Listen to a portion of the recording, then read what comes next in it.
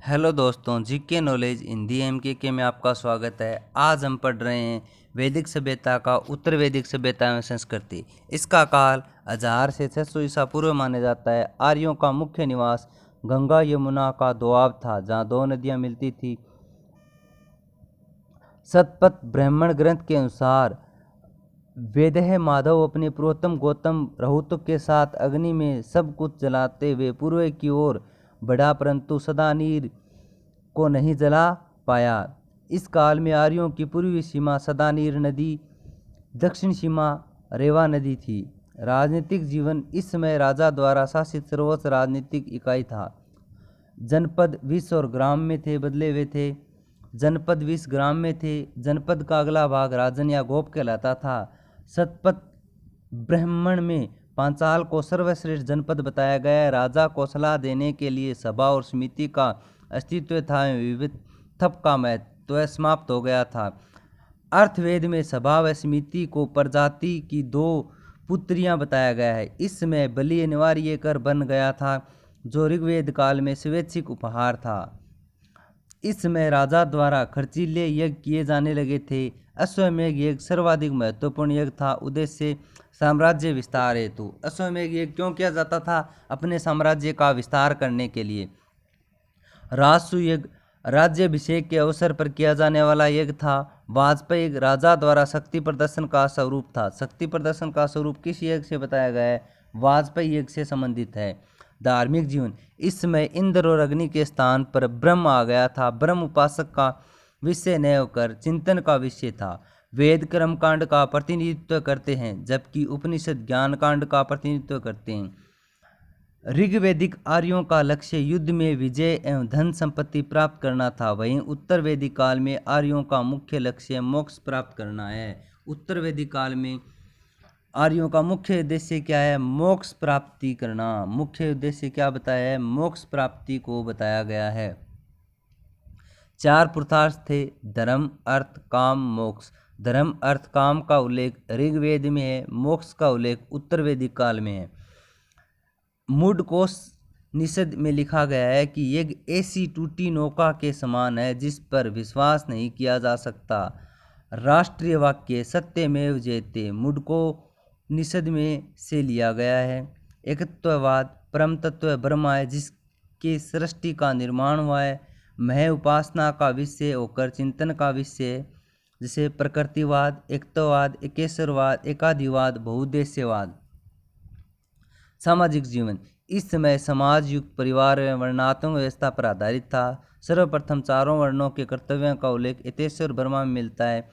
ब्राह्मण पूजा पाठ, अध्ययन, अध्यापन एवं दान लेना, ये कार्य किसके थे? ब्राह्मण के। क्षत्रिय रक्षा करना, अध्ययन, अध्यापन व दान देना। वैश्य कृषि, व्यापार, कार्य, अध्ययन, अध्यापन व दान देना। शतपथ ब्राह्मण में वैश्य को अनस्य बलीकृत कहा गया है। शूद्र उपरोक्त तीनों वर्णों की सेवा का कार्य। इस समय जाति व्यवस्था जन्म पर आधारित हो गई थी।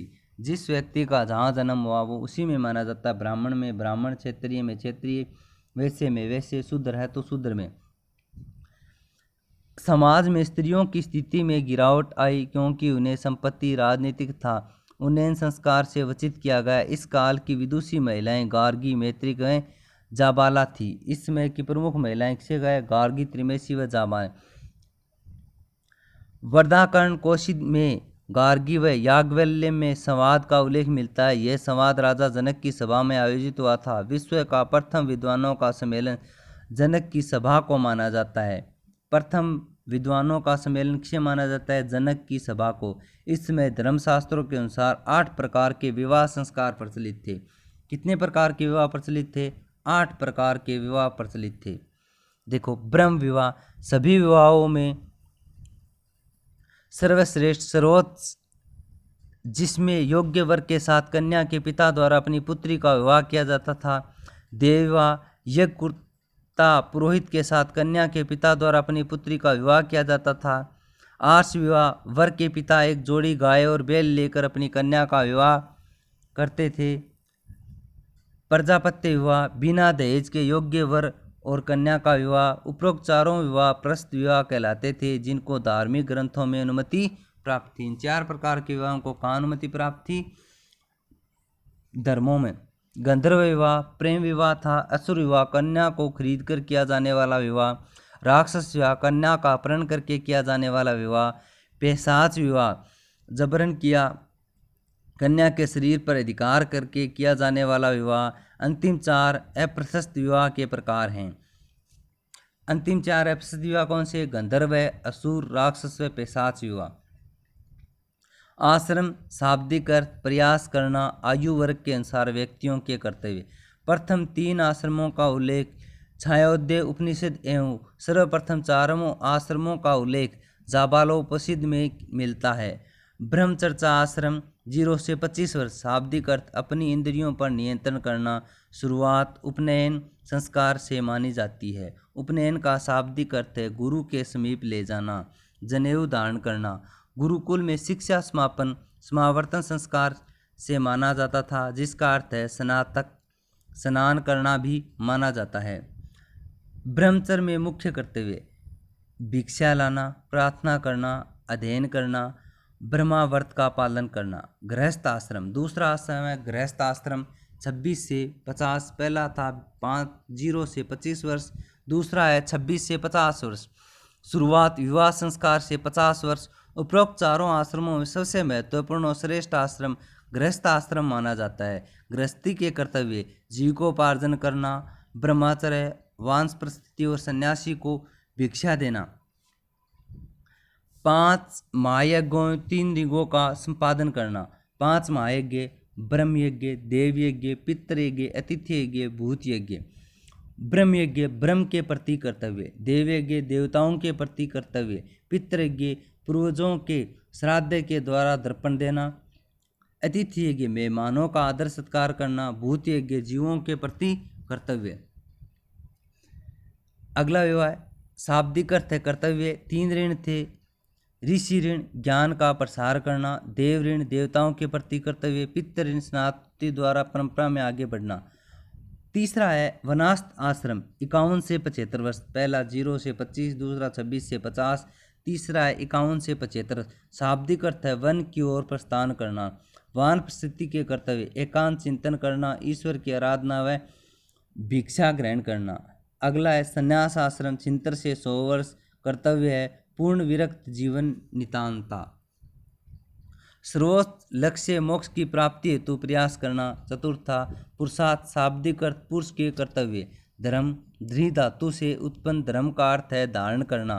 व्यक्ति के नैतिक कर्तव्य। धर्म ब्रह्मचर्य गृहस्थ व वानप्रस्थ का आधार है। अर्थ सेकंड अर्थ में पैसे की प्राप्ति। चाणक्य के अनुसार वाणी का दाव अर्थ से भरा जा सकता है। महाभारत के अनुसार सब कुछ अर्थ पर निर्भर है। अर्थ है गृहस्थी का आधार। काम सेकंड अर्थ में काम का अर्थ है यौन इच्छाओं की पूर्ति। व्यापक अर्थ में इसका तात्पर्य तमाम ऐतिहासिक सुखों की प्राप्ति। मोक्ष शाब्दिक अर्थ है छुटकारा पाना। मोक्ष 4 पुरुषार्थों में सर्वोच्च पुरुषार्थ माना गया है। हिंदू धर्म का चरम लक्ष्य मोक्ष है। मोक्ष के 2 भेद हैं। संदेह मोक्ष शरीर में रहते हुए ज्ञान की प्राप्ति। विदेश मोक्ष शरीर के अंत में पश्चात मोक्ष की प्राप्ति। जैन दर्शन के मोक्ष प्राप्त व्यक्ति केवलिन, बौद्ध दर्शन में मोक्ष प्राप्त व्यक्ति बुद्ध तथा उपनिषदों में उसे पुरुषोत्तम कहा जाता है। आर्थिक जीवन उत्तर वैदिक अर्थव्यवस्था का मुख्य आधार कृषि है। इस समय आर्य गंगा यमुना के दोआब में स्थायी रूप से कृषि करने लगे एवं गेहूं और चावल फसलें थी। प्रमुख फसलें कौन सी थी? गेहूं और चावल। चावल के प्राचीनतम साक्ष्य कोल्डिव हवा से मिले हैं। इस समय आर्यों को लोहे धातु की जानकारी हुई। कृषि औजार में लोहे का उपयोग किए जाने से उत्पादन बढ़ा एवं व्यापार मात्रा में बंजर जमीन कृषि योग्य बन गई थी। इसमें किसका ज्ञान हुआ था? इन्हें लोहे का ज्ञान प्राप्त हुआ था। इसका ज्ञान हुआ था, लोहे का ज्ञान हुआ था। उर्वरा कृषि योग्य उपजाऊ भूमि। लांगल हल के लिए प्रचलित शब्द था लांगल। अंतरजी खेड़ा लोहे धातु से प्राचीनतम साक्ष्य अहिछत्तर अस्तिनपुर उत्तर प्रदेश। सुनारी लोहा राजस्थान से लोहे के औजार मिले हैं। सुनारी झुंझुनू से मिला है। नोह भरतपुर से मिला है। कर्म पाषाण युग, ताम्र युग, कांस्य युग, लोह युग। ये इन युगों के पहला था पाषाण युग, दूसरा था ताम्र युग, कांस्य युग, उसके बाद आया लोह युग। सर्वप्रथम लोह धातु की जानकारी मध्य एशिया के हित्ती जाति से हुई। किससे हुई थी? हित्ती जाति से। मध्य एशिया की किस जाति से हुई थी? हित्ती की। लोह धातु की जानकारी किससे हुई थी? मध्य एशिया की हित्ती जाति से। बोगज कोई अभिलेख 1400 ईसा पूर्व स्थान मध्य एशिया था। स्थान किसे बताया? मध्य एशिया। हित्ती और मितानी जातियों के मध्य युद्ध और संधि का पत्र, जिसमें 4 वैदिक देवताओं को गवाहों के रूप में उल्लेखित किया गया है। इंद्र, वरुण, मित्र, नास्ते चिकित्सा के देवता थे। इस समय यहाँ पर देवता ब्रह्मा की उपासना होने लगी थी। उत्तर वैदिक कालीन मर्तभांड चित्रित घूमर मर्दभांड सप्तपथ ब्राह्मण में 24 बैलों द्वारा खींचे जाने वाले हल का उल्लेख है।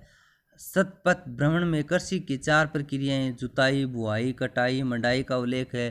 पृथुदैन्य ने इसको हल और कृषि का प्रथम अनुसंधानकर्ता माना जाता है। हमारे चैनल को सब्सक्राइब करें। इसी प्रकार की जानकारी हम आपको देते रहेंगे। हिंदी, पॉलिटिकल, इतिहास व ज्योग्राफी से संबंधित हमारे चैनल को आइकन बटन पर क्लिक करें। हम इसी प्रकार की जानकारी आपको उपलब्ध कराएंगे। धन्यवाद।